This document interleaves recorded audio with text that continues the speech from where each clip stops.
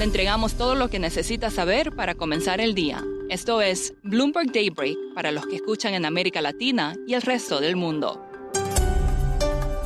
Buenos días y bienvenidos a Bloomberg Daybreak América Latina. Es miércoles 5 de noviembre de 2025. Soy Eduardo Thompson y hoy sigue el desplome en las acciones tecnológicas. Zohran Mamdani gana la alcaldía de Nueva York y hablamos sobre por qué en México se avecinaría una crisis del maíz. Las acciones tecnológicas vuelven a arrastrar a los mercados globales a la baja por segundo día consecutivo debido al temor por la euforia en la inteligencia artificial. Los futuros del Nasdaq 100 caen tras registrar ayer su mayor descenso en casi un mes. Los productores de chips Supermicro y AMD decepcionaron con sus resultados. Fuera del sector tecnológico, las pérdidas se moderan. El S&P 500 recortó caídas, el Russell 2000 repuntó y el oro subió por primera vez en 4 jornadas. En una jornada política histórica, Zohran Mamdani fue elegido alcalde de Nueva York, convirtiéndose en el primer socialista declarado en liderar la ciudad. Su victoria coronó una buena noche para los demócratas, que también ganaron las gobernaciones de Nueva Jersey y Virginia, con un mensaje centrado en la asequibilidad económica. En California, los votantes aprobaron un nuevo mapa electoral que creará 5 distritos con tendencia demócrata. En el frente corporativo, la farmacéutica Novo Nordisk recortó su pronóstico por cuarta vez en el año debido a menores ventas de sus populares medicamentos contra la obesidad. La fabricante de automóviles Toyota también se desplomó, registrando su mayor descenso desde abril tras presentar resultados por debajo de las expectativas. Y el cierre de gobierno estadounidense ya suma 36 días, el más largo de la historia. El Congreso sigue estancado, con unos 600,000 empleados federales trabajando sin salario y 650,000 más suspendidos.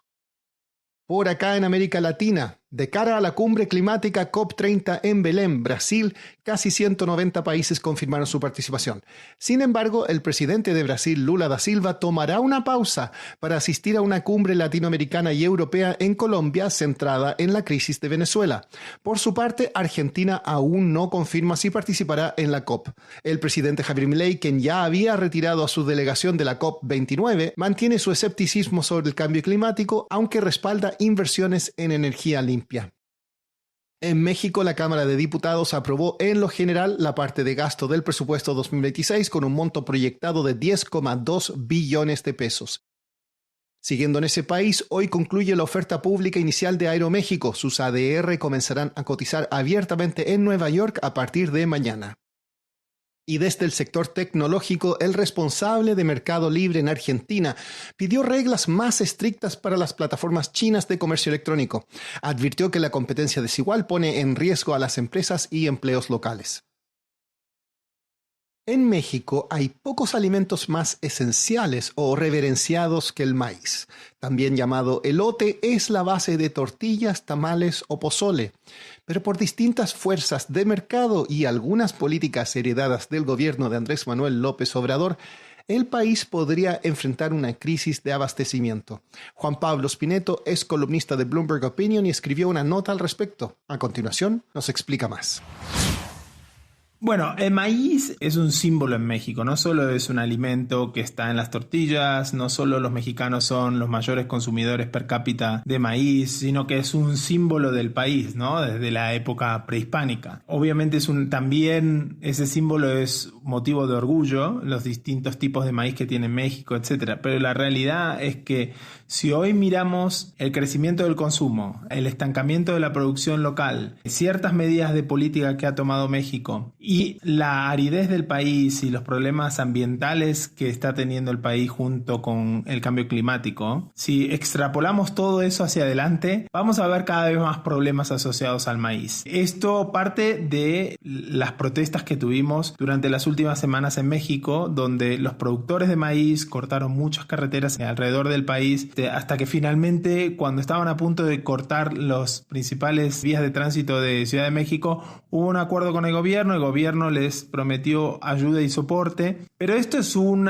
parche temporal, ¿no? Hay un problema un poco más estructural, que es que el precio del maíz ha caído muchísimo, en parte por la gran cosecha en Estados Unidos y porque en países productores ha llovido bastante, pero a la vez esos precios tan bajos no son buenos para los productores locales, son principalmente campesinos, ¿no? Con esos costos y con la subida de costos que hay en otras áreas, como por ejemplo el combustible y el costo laboral, por ejemplo, en México, hace que producir maíz sea cada vez menos rentable. Entonces estamos en un problema importante. Para México es un símbolo, es importante mantener la producción local, que es sobre todo maíz blanco, que es el que se consumen los mexicanos, pero cada vez esta producción está más estancada y más depende el país de la producción de maíz amarillo que se hace principalmente en Estados Unidos.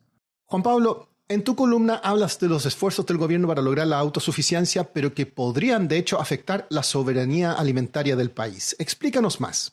Yo creo que hay, como decía, todos estos temas. Hay una decisión que toma el expresidente López Obrador, que es prohibir la siembra de maíz modificado genéticamente. Y eso está ahora en la Constitución. Eso creo que es un paso muy dañino para México, ¿no? Porque usar semillas más resistentes a, por ejemplo, a la sequía, va a hacer que tengas una mayor producción por hectárea. Eso lo hace todo el mundo. Para López Obrador eso es casi una tragedia, porque sería modificar la raíz del maíz mexicano. Pero las dos cosas no pueden ser a la vez correctas, ¿no? Si no damos incentivos para producir más maíz, no nos podemos quejar de tener una mayor dependencia. No podemos lograr esa autosuficiencia que está diciendo López Obrador. Entonces, hoy la dependencia se da una situación muy ridícula, que es que los mexicanos importan maíz modificado genéticamente de Estados Unidos, el maíz amarillo, lo usan, por ejemplo, para engordar a sus animales. Los mexicanos y quienes vivimos en México comemos ese maíz indirectamente al consumir esas proteínas, pero el campesino mexicano está prohibido de usar ese tipo de semillas. Entonces, a la larga esto va a terminar en que se produzca menos maíz en México. Podrá encontrar esta y todas las columnas de Juan Pablo Spinetto en la sección Opinion de Bloomberg.com. Y terminamos con una noticia del mundo del entretenimiento. Netflix tiene un nuevo fenómeno global. K-Pop Demon Hunters se ha convertido en el mayor éxito en la historia de la plataforma. Pero hay un problema. La fiebre llegó tan rápido que los juguetes oficiales no estarán disponibles sino hasta el próximo año. Eso es todo por hoy. Para más contenido de Bloomberg en español, suscríbase al newsletter 5 Cosas o síganos en redes sociales. Los enlaces están en la descripción. Soy Eduardo Thompson. Gracias por escucharnos. Para conocer todas las noticias que necesita para comenzar el día, revise Daybreak en la app Bloomberg Professional, donde puede personalizar las noticias que desee recibir. También puede suscribirse a la versión solo audio en Spotify, Apple Podcasts o la plataforma de su preferencia. Eso es todo por hoy. Escuche de lunes a viernes Bloomberg Daybreak.